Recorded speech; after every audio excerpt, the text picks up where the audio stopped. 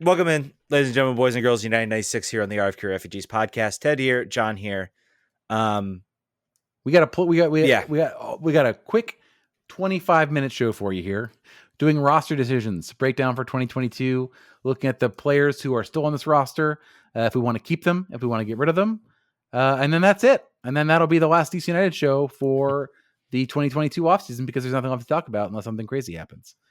So this happened on a fortuitous time because the MLS Players Union also gave us their salary guide, their updated guide. So now we know exactly how much all the new signings are making, and that sort of helps us sort of decide where a player should be if they're on the roster or not for next year. So sparing no time, let's get started right away. Matai Akambone, the 15-year-old signee from the academy. I assume that's going to be a keep, right? Obviously. Yeah. I mean, he's the new academy signing. So he is a new academy signing, meaning he makes like $5. So that's another reason to do it. He had one, I'd say, semi decent game. But also one not so great game. making $75K. That's a guy you're going to keep. Tony Alfaro has an option this year. Last year made $89,513. Very specific, exact number. He was able to negotiate. Keep or get rid of. Oh, Alfaro, yeah, gone. Bye. Gone.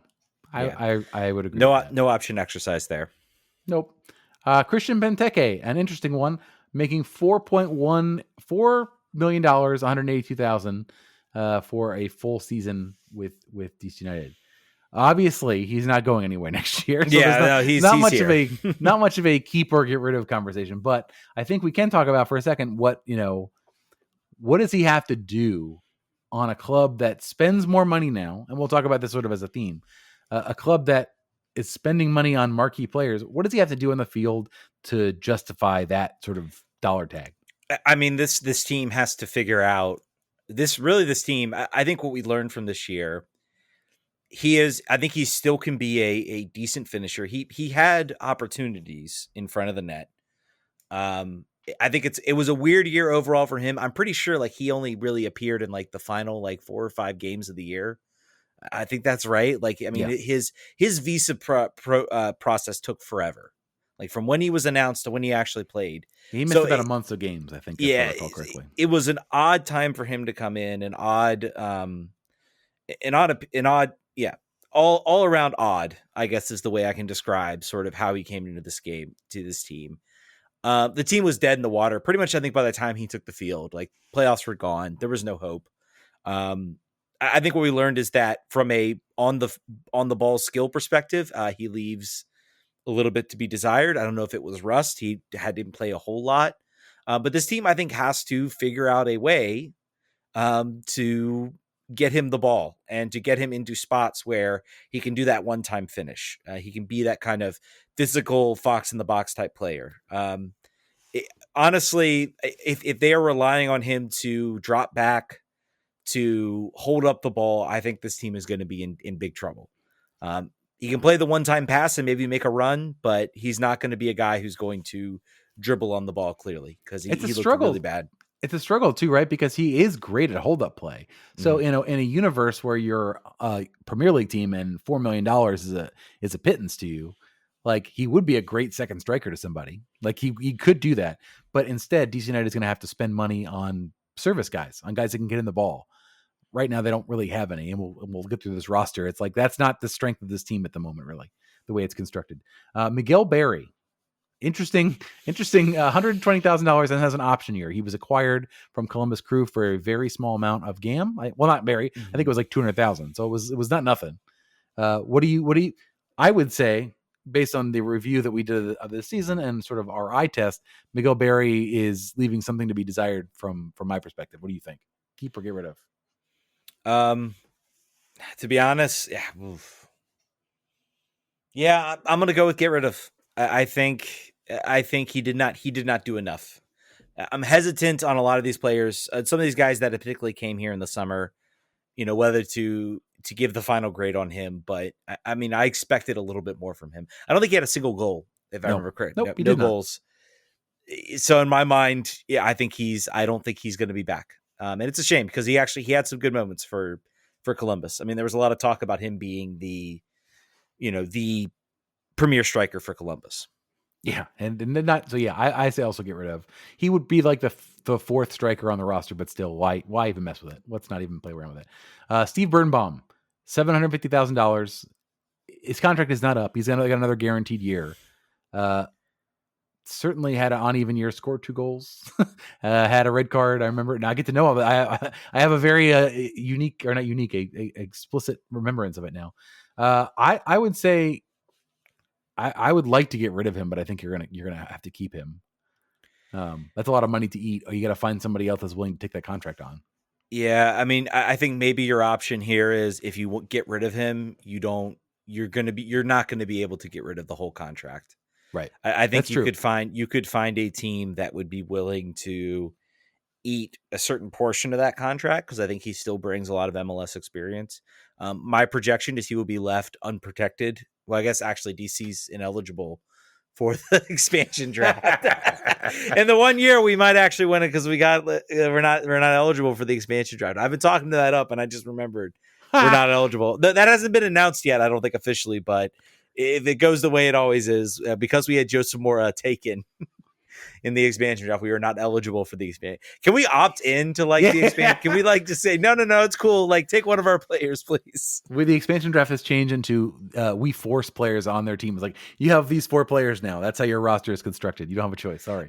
I do wonder if there is a team out there that would maybe look and say, look, we're not going to take this whole contract, but I almost do feel like Steve could be better with a fresh scenery. Just different atmosphere, different environment. I think you could see him, and honestly, if it goes the way a lot of DC players have gone, he could have a renaissance. I think it's going to depend on. Obviously, we know the stories of when Wayne played here.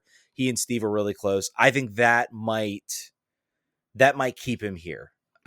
Maybe they can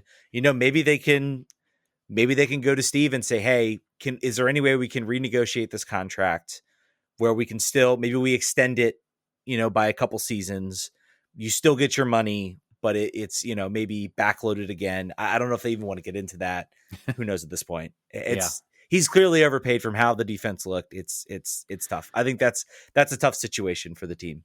He's a player that's always required a really strong pairing, and he hasn't had one since Bobby Boswell, really. Yeah, true. So I think that is that the team kind of handcuffed him there a little bit, I think. But I would say if you could get rid of him, if you could find a way to do it, that'd be great. But I don't think you will. Russell Knaus, $515,000, a player that did not see the field very much. He did have some personal problems. He had a loss in his family that kept him away from the team a little bit. There was some injury issues, but I think even when fit, was not really a first choice for Wayne. I think you try to move him on if you can. That's a deep position. That's a player. I think Russell, you're looking at potentially or not expansion, but right. Yeah. St. Louis maybe looking to see what they would be willing to pay. They're going to have the additional money. They're going to be looking that they're paying, by the way, I think over $1 million for their goalkeeper. 1.6 million. They're paying for 2 Bill Hamids for their goalkeeper. So not wise. They're going to look for value. So I think maybe you could find that in both Steve Birnbaum and Russell Knaus. Yep. I think you could find that. Sofiane Jafal, $65,500. I think you keep. That's a bargain. He's not have a great season, but I think he's certainly a depth player for sure. I think maybe you look at that option year, and if you can, I don't think I'd be curious what the option is and how much the option is. But if it's high, it's cheap. I think for a rookie contract like that, I think it's going to be pretty affordable. Yeah, and I think you keep him. I think he showed some good stuff, and I think I'd be curious to see how he looks with another year under his belt, and a style that I think might actually suit him for how Wayne wants to play. And I think if you can find a role for him to fit in, I think he could do well. Chris Durkin, $445,000.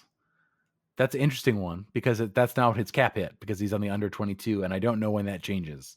I think you get March forever, right? Yeah, I think you get March for that, and I think it continues throughout. I'll have to look at the under 22 initiative. I might Google that a little bit. Yeah, but keep. Definitely keep. By the way, saw him. He was in Richmond, walking around in Richmond. So that's cool. Yeah.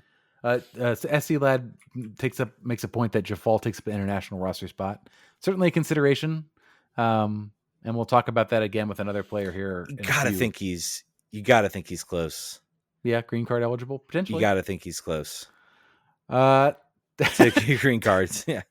Next one, Taxi Funtas, $1.6 million. Somewhat out of our hands. I don't think we have much to say about this. We're gonna skip this one. we're gonna keep going. Unless you want to, I assume you would like. Yeah, to skip that? I let's skip. Honestly, yeah, let's skip. Tyler Freeman. This was an interesting thing that came out today. Tyler Freeman was actually on the DC United roster technically and loaned to Loudoun United, he also led the team in goals, I believe. I think we're like 8. But they did that to keep him on his MLS insurance, which is pretty cool of DC United to do that. That's basically how they kept him there. They wanted to keep his benefits of the league. So I believe his contract is expiring. So bring him to Loudoun. Yeah, sure. Sounds great. Jeremy Garay, $65,550, played a lot for Loudoun. Keep. Jacob Green, $85,000, played a lot for Loudoun. Keep. All these academy guys. Yeah, why not? Sammy Gadiri, $84,000. This is an interesting one. I think you like him more than I like him. So would you keep him or? I guess the question of he was sort of in that mold, I guess, of a wing back type of role. So maybe he doesn't fit. And I'm curious if he takes up an international slot. I think he does. I have to go back and look. But so in the sense, like, I think he is a decent option. I think the team still needs an upgrade there. Sure. I was not so down on him. I don't know. Joseph Moore, for example, making $200,000 for Charlotte. Yeah.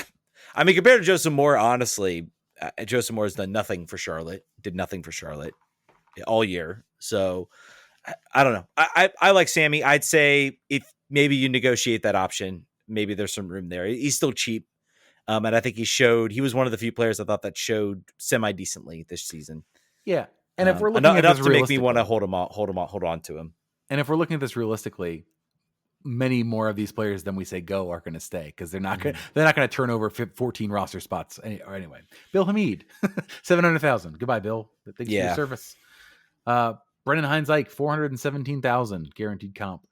Interesting player. Came back from a almost career-ending hip injury and then got injured again, broke his foot or ankle. I'm not sure which. I think it was ankle. What do we think? Keep. I guess, right? Yeah, I mean, if his contract's not up, I mean, I guess he just signed a new contract. So, I mean, honestly, he's probably a keep. But I mean, again, you talk about all these players. You talk about players like Russell Knaus, and now, I mean, we got to talk about Brendan Hines-Ike. He's been here 2 years and he has not played a full season. Yep. Like, he's picked up injuries, season-ending injuries, for that matter. In a theoretical world where he's your starting center back, that's very affordable.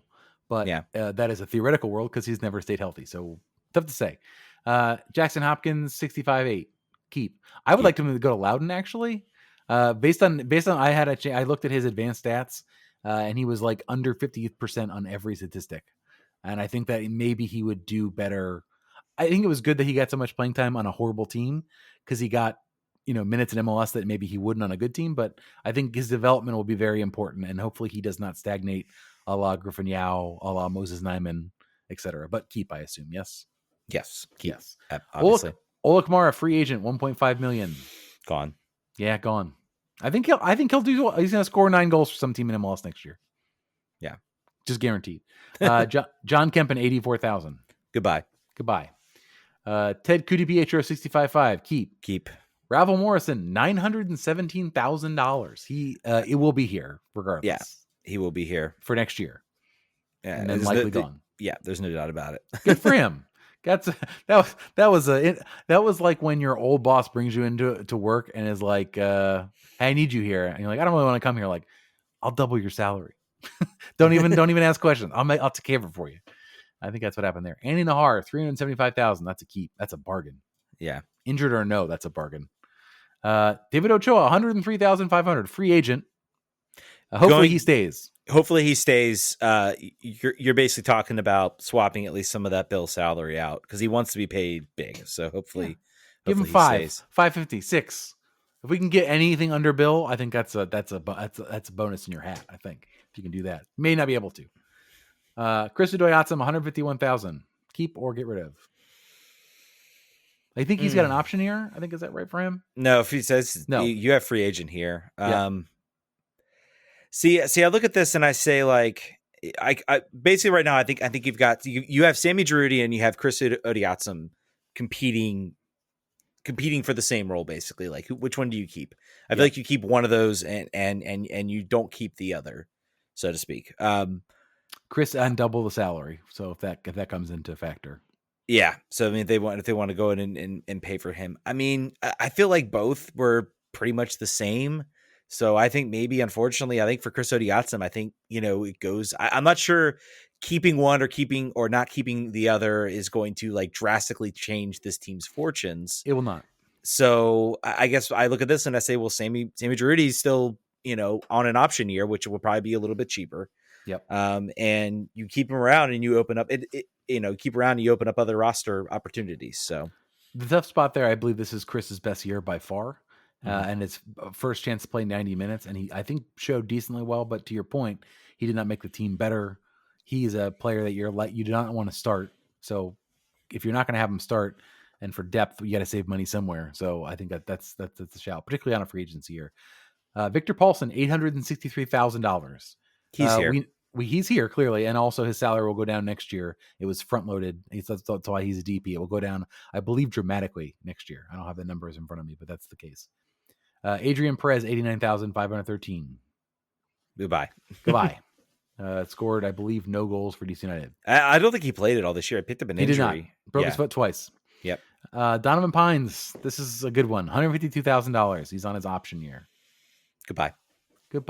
And let's talk for a second about why that is. We looked at his statistics and sort of how they compare across the league. He is fantastic at everything that requires him to be tall and strong, and very bad at anything that requires soccer skills, like passing or anything with your feet.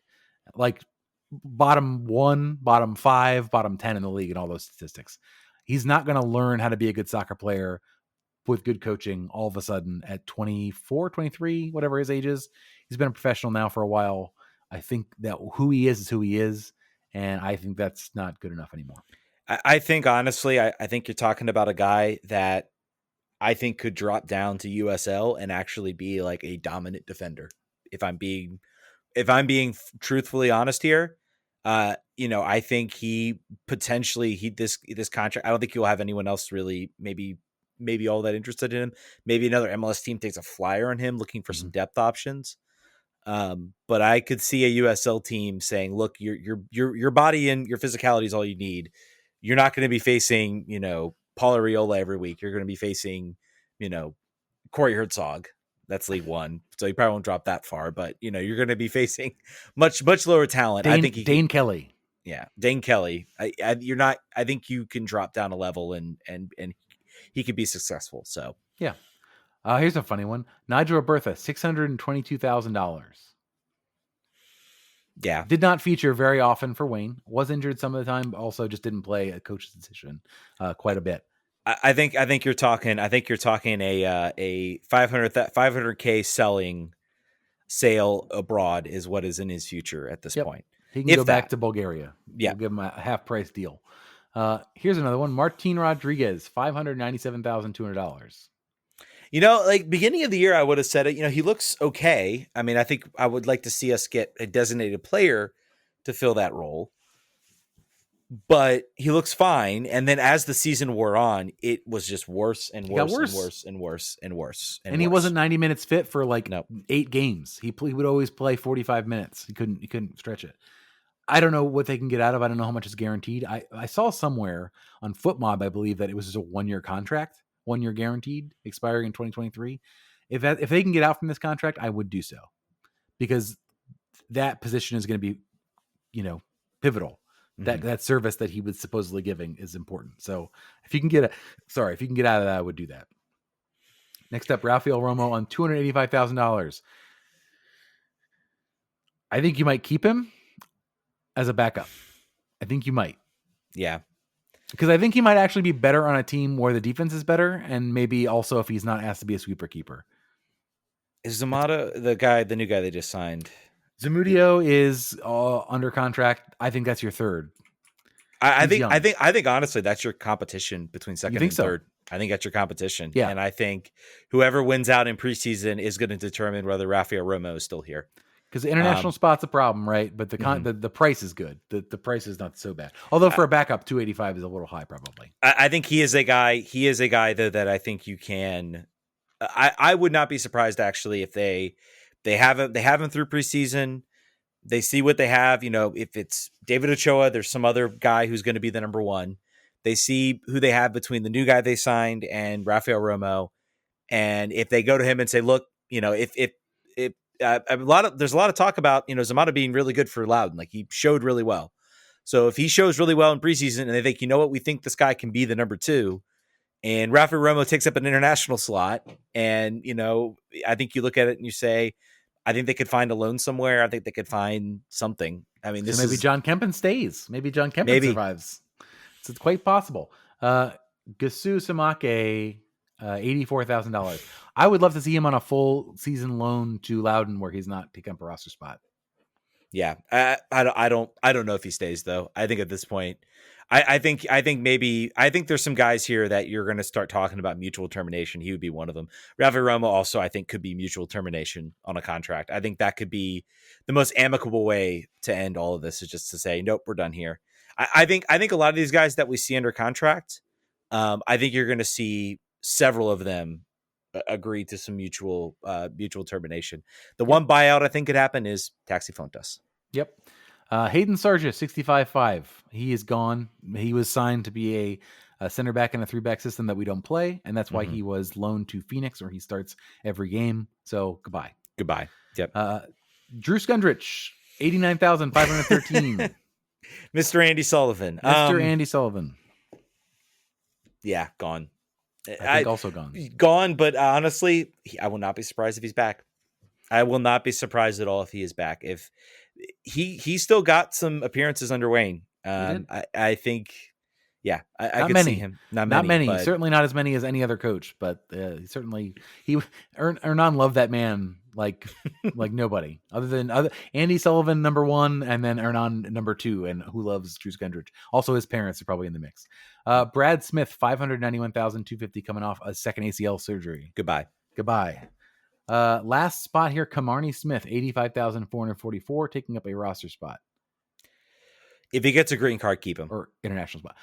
I thought he had a really good year. He turned it around from my perspective in a way that I did not think. I thought he was another like lost draft pick that was just going to do nothing.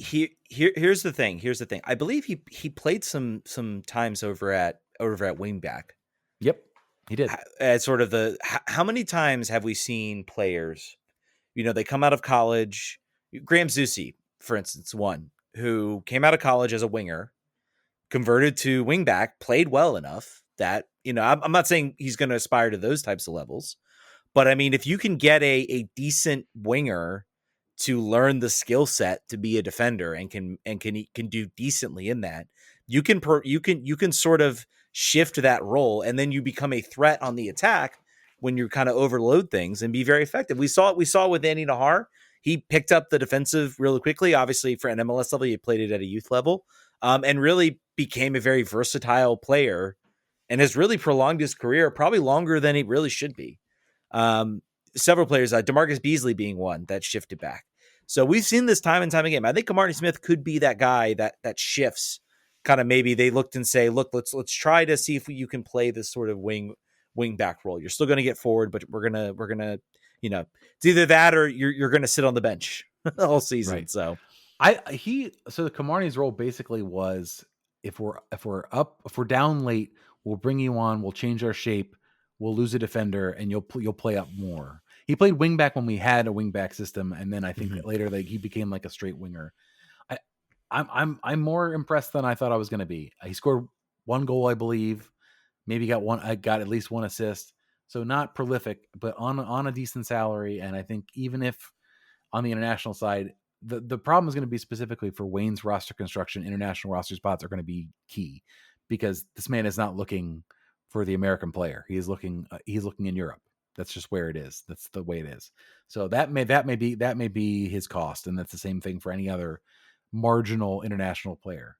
I wanted to talk about one sort of theme, and then we'll wrap up the show here. But it was a conversation that was being had on Discord and other places about the fact that this team is now spending money. Spending money on big players, spending money on sort of the meat roster player. Martin Rodriguez at 600,000, Nigel Roberto at 622,000. These are players that are middle of the roster players that are being paid decent salaries. If you look across the league, I didn't do a lot of time to like cross compare salaries across teams, but like big name players getting that salary, that's a common thing. The challenge here is that Dave Casper and Lucy Rushton are spending this new money, but I don't know if they're spending it well. I don't know if they're spending it wisely. I don't think you could say there's value for dollar on any of these players. So what, like just to pontificate on that, like that was the concern before was like, we can't compete because we can't spend money. And then it was, we have the money. So now we're starting to do that, but we still think we're going to be in the middle of the pack, so to speak. We're not going to spend like Atlanta, but we're going to spend more. And we're spending 8th, 9th in the league right now, if you take into account the very large salary of Christian Benteke. But what do you think about sort of that dichotomy where we're at now? Yeah. I mean, I wouldn't, again, I bang the drum beat all over about where this team, I mean, you look at this team spending big money on Benteke is big. I wish he had shown a little bit more so I could feel a little bit more positive about that.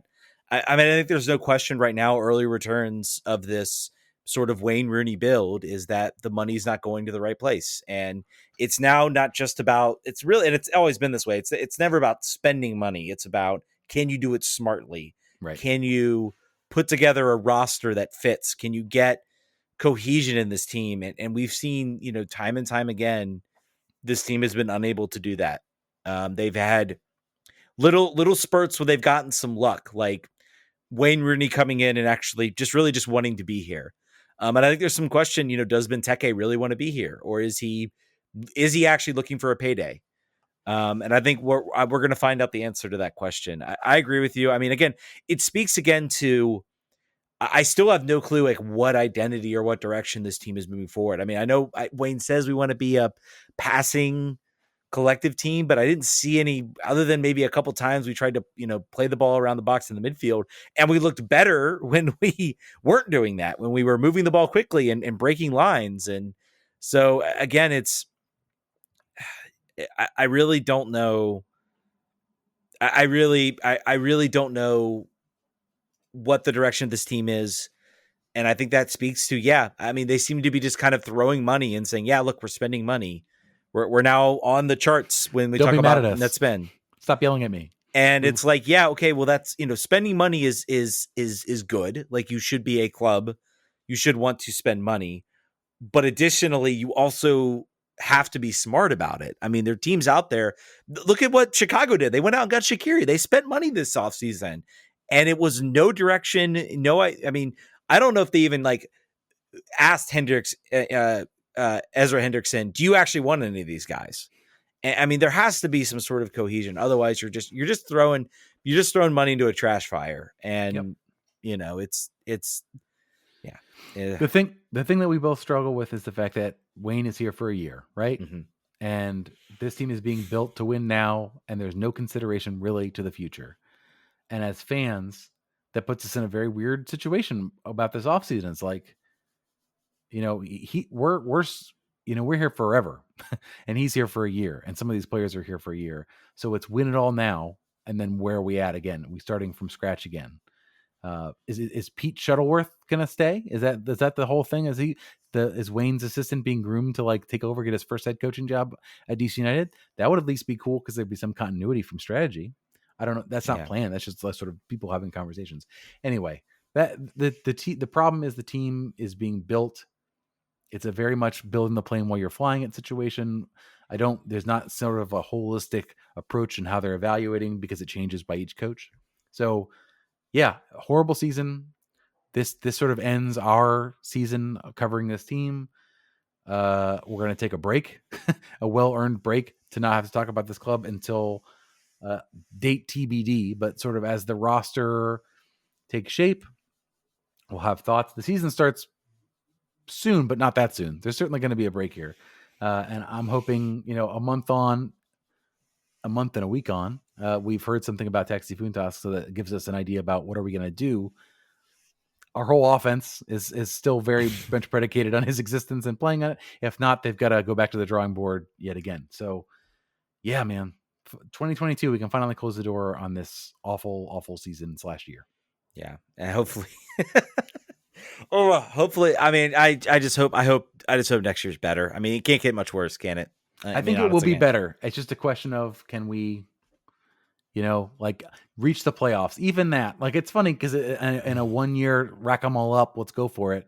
A first round loss, okay, cool. Ben Olsen used to give us that with Lloyd Sam. So thanks, man. Appreciate it. Yeah.